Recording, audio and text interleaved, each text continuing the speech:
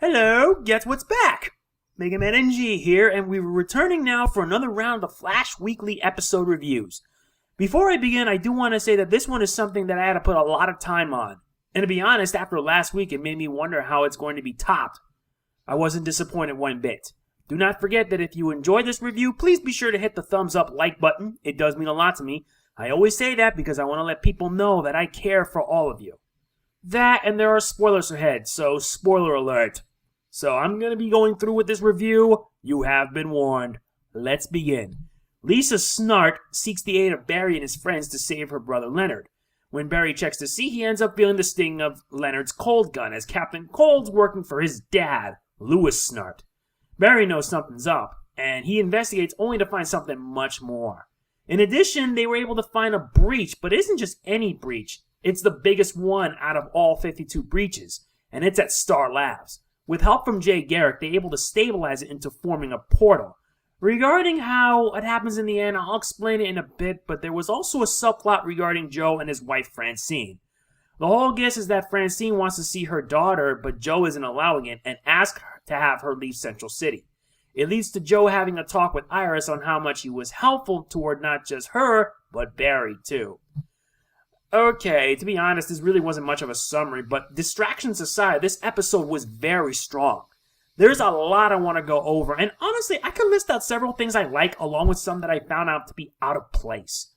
Anyway, I just love this week's episode, without a doubt. There is some action, but the episode centered more on not only fleshing out existing characters, but also providing character development as well. As the episode name is implied, we're dealing with a family of rogues. This week's villain is Louis Snart, father of Leonard and Lisa Snart. I will say that this guy is a real piece of work. The best part is that Michael Ironside portrays Louis, and the guy really gives off the definition of a real threat. To go so far as to threaten your own kids and forcing them to do your dirty work is the very definition of abusive, messed up human being. But I like it here in this episode. I also will mention that it helps flesh out some backstory on the Snart family. They're all criminals, but some of them, like Leonard and Lisa, who I should mention Lisa is the Golden Glider, have standards. Louis, however, does not, and it's nice we got a villain this week that's from Earth 1 and not from the usual weekly of Earth 2. There was some very good romantic tension all throughout with Barry, Cisco, and Caitlin. Having to deal with the hurdles of romance respectively was nice. It was very nice, although I wonder how Barry's going to have to deal with not only Iris, but Patty Spivot. I have a feeling that it may lead to a love triangle, but I ain't really sure. We know in the comics that Barry's love interest is Patty Spivot, though I prefer Iris a lot more. We're never sure. I do like that the Cisco-Lisa romance is moving forward. I ship it. I'm guilty. I really do ship this pairing, no doubt about it. The tension was good, and it provides a lighthearted balance to the darker bits. I may as well mention that there was another plot at work with Professor Sign, and by the end of the episode, his condition has gotten worse. This is setting up for next week's episode, and I'm all the more hyped to see the return of Firestorm. But it's not as what you think, believe me. The climax also should be given props seeing Leonard finally stand up to his dad, only to commit patricide and have him be freezed to death by a cold gun. It scared me a bit, but at the same time, this gives some development for Captain Cold.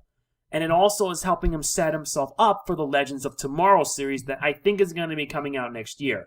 I am hyped for it, and I know they're really building it up since both The Flash and Arrow share a universe. They have a shared universe. Why do you think they had the crossover from last season? But if I were to provide one complaint, it was the subplot between Joe and his wife, Francine. Personally, I found it to be a bit depressing with Francine having returned despite being away for 20 years. In Joe's mind, he thought she was dead, but it was a shock when she returned, wanting to see Iris. It was one of the things that kind of made me feel bad, but at the same time, it felt necessary and it only dragged down the episode more. I felt it was unnecessary, to tell you the truth. The only thing that I hope for is that I hope this subplot would end because Joe is a good father. But I am cutting it some slack. Why? Because the actor who plays Joe West, Jesse L. Martin, did a great job with his performance. Yeah, I should mention that Jesse L. Martin was a Broadway actor. A little trivia for you. It was emotional and very well done. One of his best performances for this week's episode. Well done. with everything said and done, we move on to our final verdict. Before I do, I'd like to apologize if this episode was short, not to mention a lack of screenshots and everything. Since we're now dealing with more threats on Earth 1, I figured it would be for the best. As I've mentioned in my other reviews, all these are opinionated, so you are free to disagree with me if you don't like it. Final score for this week's episode, Family of Rogues, is an 8. An 8 out of 10. A very strong, very good episode that helps flesh out some characters, provide others with great character development, good romantic tension, good action, and an ending that's going to make me question what the heck are they going to do next. And speaking of which, the ending, as I'll say it here, is that Harrison Wells is back. But it isn't who you think. This is Harrison Wells from Earth 2, the one where he did not go nuts or he did not die and be replaced to be the Reverse Flash. And I'm pretty much wondering what they're going to do next.